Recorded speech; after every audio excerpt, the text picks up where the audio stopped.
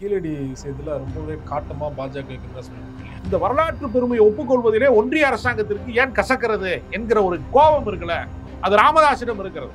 அதனால மருத்துவர் ராமதாஸ் என்ன சொல்றாரு, கீழடியில இருந்து மண்ணுக்குள்ள இருந்து கீழடியை நம்ம தோண்டி எடுத்திருக்கோம், இது ஒப்புக்கொள்ளாதவன் மண்டைக்குள்ள மண் இருக்குங்கிறாரு.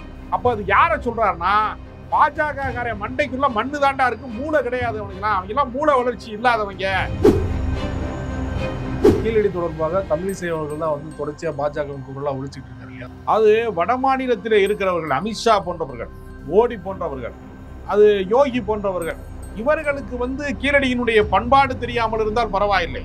ஒரு தமிழ் அறிஞரினுடைய மகளாக பிறந்த குமரி அனந்தன் மகளுக்கு கீழடியினுடைய பண்பாடு குறித்து ஒரு தமிழச்சியாக ஒரு உணர்வு வேணாமா? அப்ப யாரை பார்த்து வந்து ராமதாஸ் சொல்றாரு மண்டைக்குள்ள மண்ணுதான் இருக்குன்னா, தமிழிசையை பார்த்து சொல்றாருன்னா, தமிழிசை மாதிரி பாஜகவில் தமிழனாக பிறந்து விட்டு தமிழ்நாட்டுக்கு துரோகம் செய்யற பாஜக மண்டைக்குள்ள எல்லாரும் தலைக்குள்ளேயுமே மண்ணுதான் இருக்கு அப்படின்னு சொல்றாரு. எல்லாருடைய மண்டைக்குள்ளேயும் மண்ணுதான் இருக்குன்னு சொன்னா, தமிழிசை சவுந்தரராஜா மண்டைக்குள்ளேயும் மண்ணுதான் இருக்கு, அண்ணாமலை மண்டைக்குள்ளேயும் மண்ணுதான் இருக்கு, எச் ராஜா மண்டைக்குள்ள மண்ணு மட்டும்தான் இருக்கு.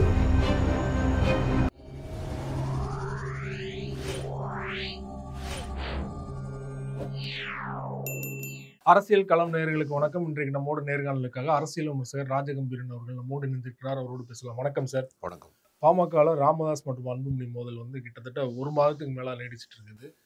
ராமதாஸ் அவர்கள் தொடர்ச்சியா இப்போ பேட்டி கொடுத்துட்டு இருக்காரு. நேற்று கொடுத்த பேட்டியில பாத்தீங்கன்னா, அன்புமணி அவர்கள் சொல்றாரு, பின்னணியில இந்த மோதலுக்கு பின்னணியில வந்து திமுக இருக்குன்னு சொல்றாரு. ஆனா அதெல்லாம் அப்பட்டமான போய், இந்த மோதலுக்கும் திமுகவுக்கும் எந்த தொடர்பும் இல்லை அப்படின்னு சொல்லிட்டு ஓப்பனா சொல்லியிருக்காரு. எப்படி பாக்குறீங்க? அன்புமணி வந்து தன்னுடைய பிடிவாதத்திலே எந்த மாற்றத்தையுமே அவர் வந்து உருவாக்க விரும்பவே இல்லை. அவர் வந்து தந்தையர் தினத்திலே வெளிப்படையாக மன்னிப்பு கேட்கிறேன் என்று சபைகளிலே மீடியாவில் தான் அவர் சொல்றாரு. மீடியாவில் மன்னிப்பு கேட்கிறது அப்படிங்கிறது என்னன்னா, ஊடகத்தில் அவருக்கு ஏற்பட்டிருக்கக்கூடிய நற்பெயருக்கு களங்கம் விளைவிப்பதற்கான ஒரு சூழல் வந்து விட்டது. அதை மாத்துறதுக்கு தன்னுடைய புகழுக்கு மீது சேரல்லி வீசக்கூடிய ஒரு சூழ்நிலை வந்து தன்னுடைய தந்தையின் மூலமாகவே வந்து விட்டது என்பதை சரி கட்டுகிற விதமாகத்தான் அவர் ஊடகத்துல மன்னிப்பு கேட்கிறார். உண்மையிலேயே பிரச்சனையை தீர்க்க வேண்டும் என்று நினைப்பவர்கள் ஊடகத்துல மன்னிப்பு கேட்க மாட்டாங்க, பொதுக்கூட்டத்துல மன்னிப்பு கேட்க மாட்டாங்க. இது யாரோ இரண்டு பேர் சந்தித்து கொள்ளவே முடியாத ரெண்டு பேர் அல்ல அவர்கள். ரெண்டு பேருமே ஒரே ரத்தம், ஒரே உறவு சார்ந்தவர்கள், இரத்த பந்தமாக உள்ளவர்கள். அதனால போய் நேரடியாக அதை சரி செய்ய அவர் விரும்பல. விரும்பாம அவர் என்ன செய்யறாருன்னா, தொடர்ந்து அவர் பொதுக்குழுவை நடத்துவது, மாவட்ட செயலாளர்களை சந்திப்பது என்று அவர் தொடர்ச்சியாகத்தான் இருக்கிறார். இப்போ இந்த கட்சியினுடைய மிக நீண்ட காலமாக தலைவராக இருந்த ஜி.கே. மணி வந்து உடல்நலம் சரியில்லை, இன்னொரு எம்எல்ஏ இருக்கிற அருள் அவர்களுக்கு இவெல்லாம் நெஞ்சு வலியில போய் ஐசியூவில் படுத்துக்கக்கூடிய அளவுக்கு இந்த கட்சியினுடைய நிலைமை. இது ஆக்சுவலாக வந்து கட்சியினுடைய முக்கிய தலைவர்கள் ஐசியூக்கு போனாங்கன்னு நான் கருதலை. கட்சியே ஐசியூவில் தான் இருக்கு.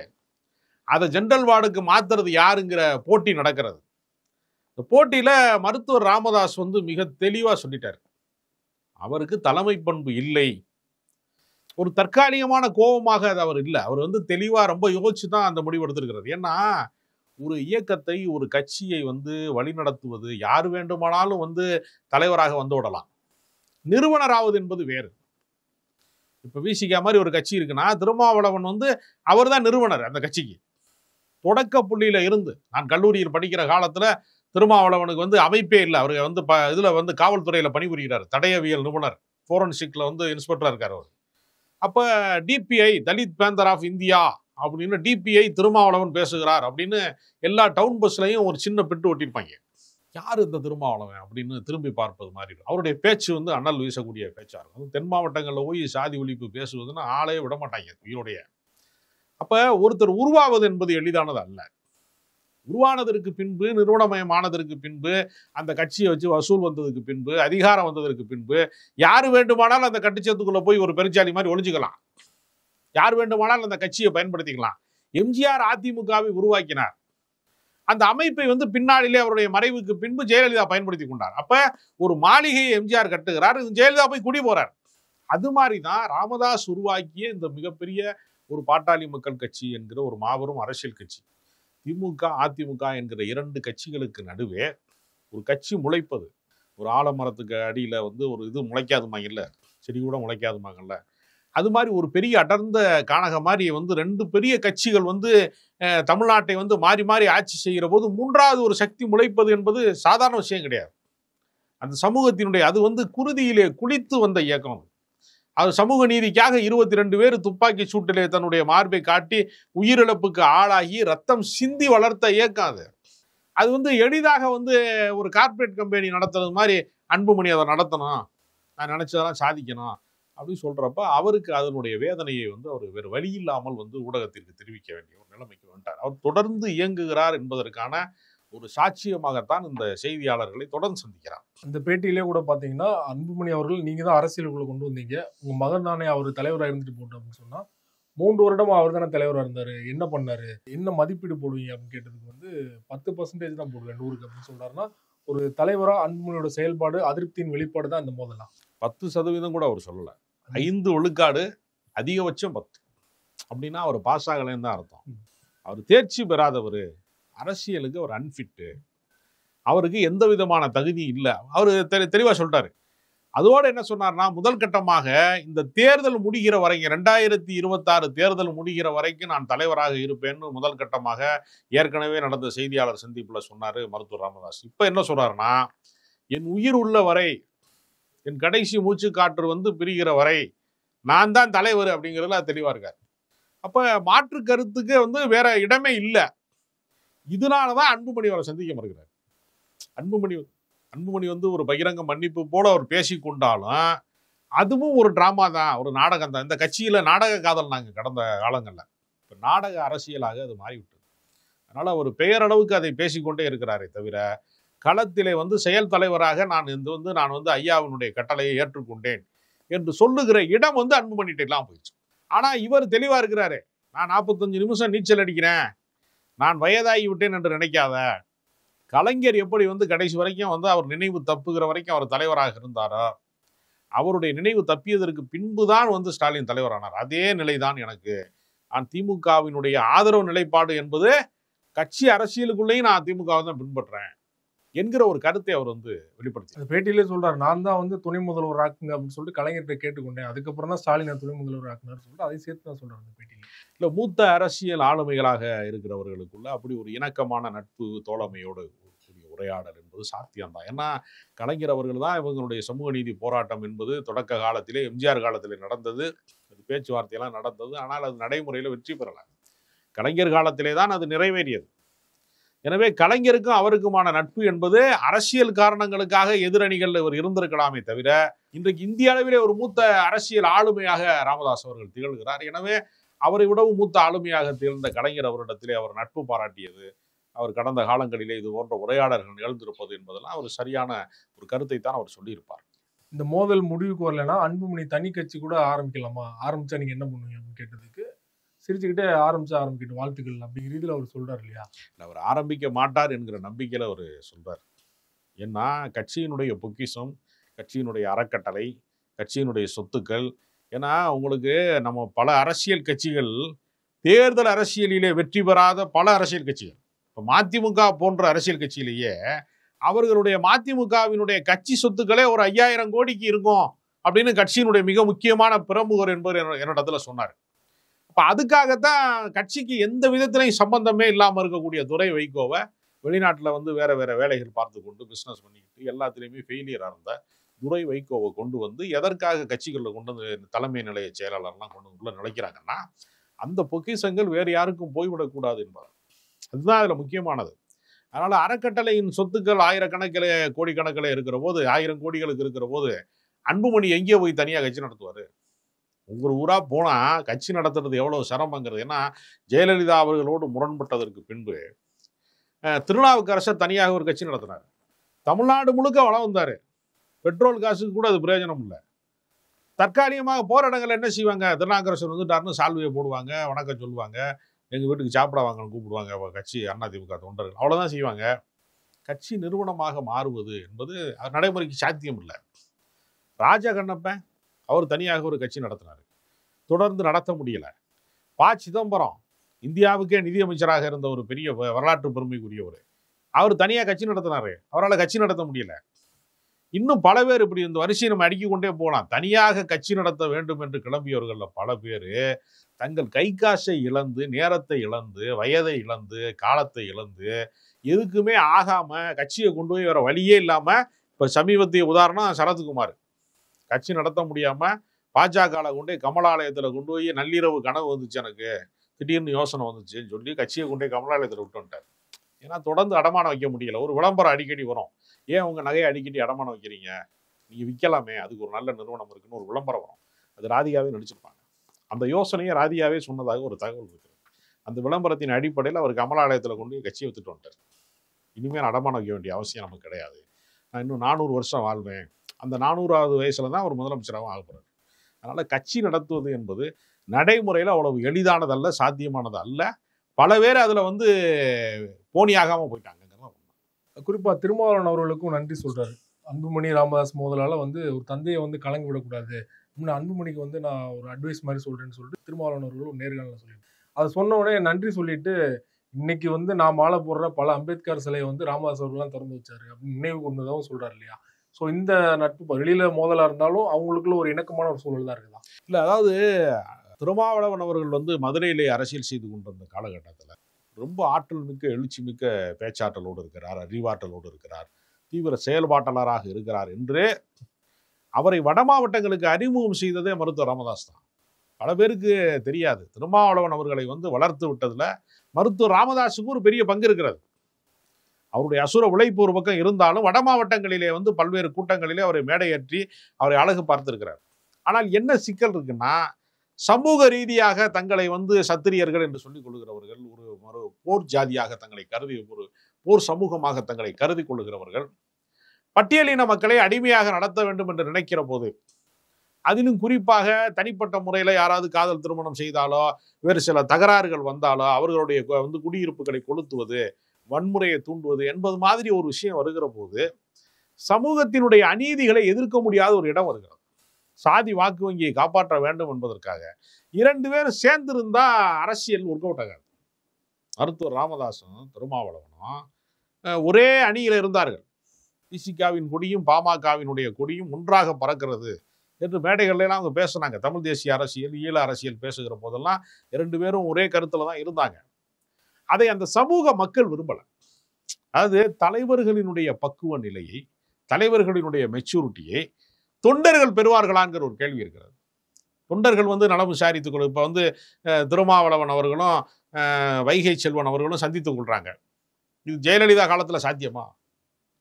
தலைவர்கள் ஒருவருக்கொருவர் வந்து கல்யாண வீட்டில் புன்னகைத்ததற்கான ஒரு புகைப்படம் வந்து அமைச்சர் பதவியிலிருந்து அடிப்படை உறுப்பினர் பதவியில் வந்து அத்தனை பதவியும் பறிக்கக்கூடிய ஒரு பகை அரசியலை தான் கடந்த காலத்தில் வச்சிருந்தாங்க. வட இந்தியாவில் கூட வந்து மாற்று கருத்துடையவர்கள் ஒருவரோடு பேசிக்கிறாங்க. இங்கு வந்து அப்படிப்பட்ட ஒரு சூழ்நிலையே இல்லை. ஒரு சொந்த பகையை போல அரசியல் முரண்பாடுகளை கூர்தீட்டுகிற ஒரு மோசமான நிலைமை இங்கே இருக்கிறது. அதனால 2 சமூகங்களினுடைய போக்கு வந்து இவர்கள் அரசியல் செய்வதற்கு எதிராக அமைந்து விட்டது. அதிலும் குறிப்பாக சில வன்முறைகள், சோசியல் இன்ஜினியரிங் என்று சொல்லக்கூடிய சமூக வன்முறைகள் வந்து இவர்கள் அரசியலை ஒரு பாதையிலே போக விடாமல் 2 திசைகளாக மாற்றிவிட்டது. திருமாவளவன் அவர்கள் பேசும்போது பார்த்தீங்கன்னா, அதிமுக கூட கூட்டணி போறது எனக்கு பிரச்சனை இல்லை, அங்கே பாஜக இருக்காங்க, பாஜக இருக்கிறது தான் ஒரே பிரச்சனை, பாஜக பாமக இருக்கிற அணியில எந்த காலத்திலுமே போக மாட்டேன் அப்படிங்கிறதுல உறுதியா இருக்காரு இல்லையா? இப்போ ராமதாஸ் எடுக்கிற இந்த முடிவால வந்து ஃபியூச்சர்ல வந்து கூட்டணியே கூட மாற வாய்ப்பு இருக்குன்னு நினைக்கிறீங்களா? நிச்சயமாக திமுக வந்து பாமகவை சேர்த்துக் கொள்வதற்கான நடைமுறை சாத்தியம் இப்போதைக்கு இல்லை.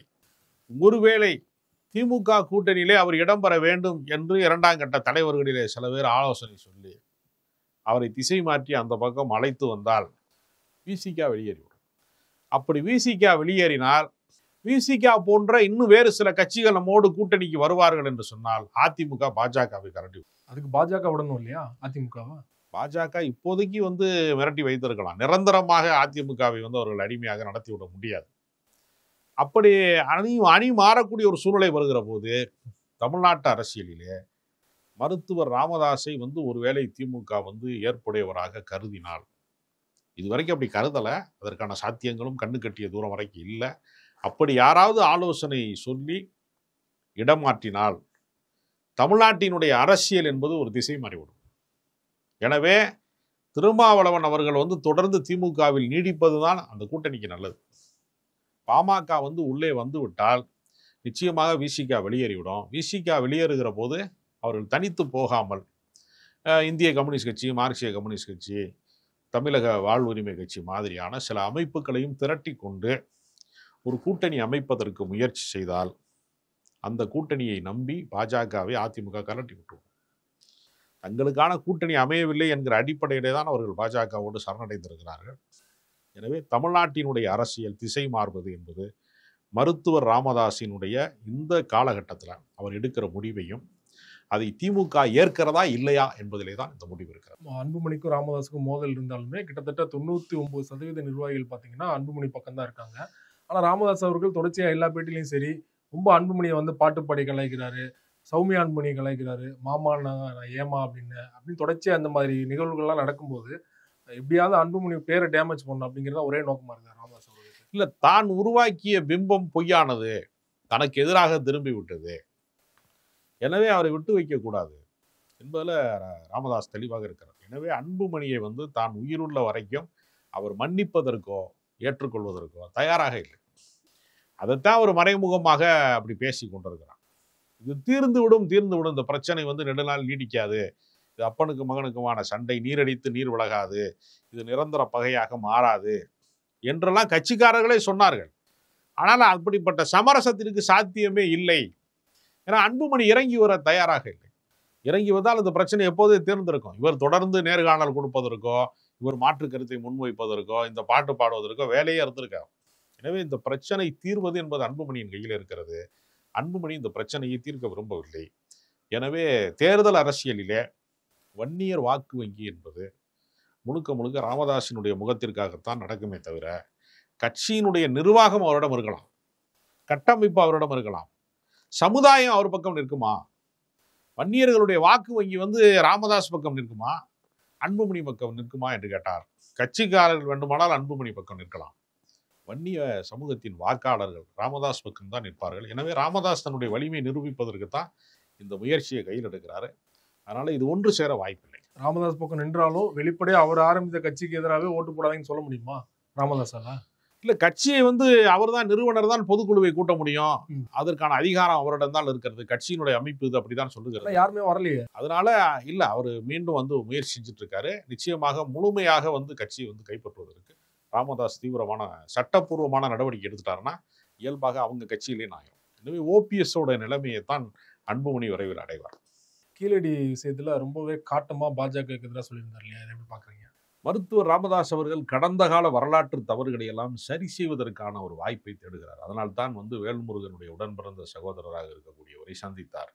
அதே போல வந்து திருமாவளவன் அவர்களுக்கு நிகழ்ச்சி பூர்வமாகவே நன்றி தெரிவிக்கிறார். அன்புமணி வந்து வயதான தகப்பனை வந்து மனம் வருந்தும்படி செய்யக்கூடாது என்பது என்னுடைய தனிப்பட்ட கருத்தாக இருக்கிறது என்று சொல்லும்போது, இரண்டு அரசியல் கட்சிகளுக்குள் இருக்கக்கூடிய முரண்பாட்டை வந்து கூர்திட்டாமல் அது நியாயமாக எப்படி இருந்திருக்க வேண்டும் என்று கருத்து சொன்னதற்கு திருமாவளவனுக்கு ராமதாஸ் நன்றி தெரிவிக்கிறார்.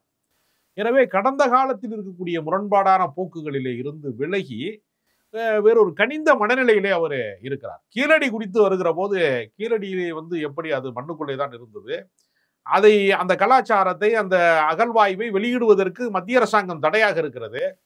அந்த தொல்லியல் துறையினுடைய ஆய்வாளராக அறிஞராக இருக்கக்கூடிய அமர்நாத் ராமகிருஷ்ணனை இடமாற்றம் செய்து வேறு மாநிலத்துக்கே அனுப்பி விட்டாங்க. அப்ப கீழடியினுடைய அகழாய்வு வந்து இவர்கள் ஆரிய பண்பாட்டுக்கு எதிராக இருக்கிறது. தமிழர்களுக்கு என்று ஒரு நீண்ட நெடிய கலாச்சாரம் இருக்கிறது, பண்பாடு இருக்கிறது, அவர்களுக்கு என்று ஒரு வாழ்க்கை இருந்திருக்கிறது. அவர்கள் வந்து கடவுளை தாண்டி மதங்களை தாண்டி இயற்கை வழிபாட்டுக்காரர்களாக இருந்திருக்கிறார்கள் என்று அவர்களுடைய தொன்மம் கிறிஸ்து பிறப்பதற்கு முன்பு உள்ள ஒரு காலகட்டத்தை எல்லாம் அது பிரதிபலிக்கிறது. இந்த வரலாற்று பெருமையை ஒப்புக்கொள்வதிலே ஒன்றிய அரசாங்கத்திற்கு ஏன் கசக்கிறது என்கிற ஒரு கோபம் இருக்குல்ல, அது ராமதாஸிடம் இருக்கிறது. அதனால மருத்துவர் ராமதாஸ் என்ன சொல்றாரு, கீழடியில இருந்து மண்ணுக்குள்ள இருந்து கீழடியை நம்ம தோண்டி எடுத்திருக்கோம், இது ஒப்புக்கொள்ளாதவன் மண்டைக்குள்ள மண் இருக்குங்கிறாரு. அப்ப அது யார சொல்றாருன்னா, பாஜக மண்டைக்குள்ள மண்ணு தாண்டா இருக்கு, மூளை கிடையாது அவனுக்குலாம், அவங்க எல்லாம் மூளை வளர்ச்சி இல்லாதவங்க என்பதை பகிரங்கமாக மருத்துவர் ராமதாஸ் வந்து சொல்றதன் மூலமாக அவர் திமுகவை நெருங்கி வருகிறாரா என்று கேட்டால், தமிழருடைய பண்பாட்டை, நாகரிகத்தை, கலாச்சாரத்தை பாதுகாக்க வேண்டும் என்கிற அவருக்கு ஏற்கனவே அது வந்து அவருடைய கோட்பாடு தான். அந்த கோட்பாட்டை எல்லாம் அவர்கள் கைவிட்டு விட்டு தமிழ் சாதியாக ஒன்று திரளுவதற்கு பதிலாக தங்களுடைய சொந்த சாதியாக ஒன்று திரளுவது என்கிற இடத்தை நோக்கி அவர்கள் நகர்ந்தது அவர்கள் செய்த வரலாற்று பிழை.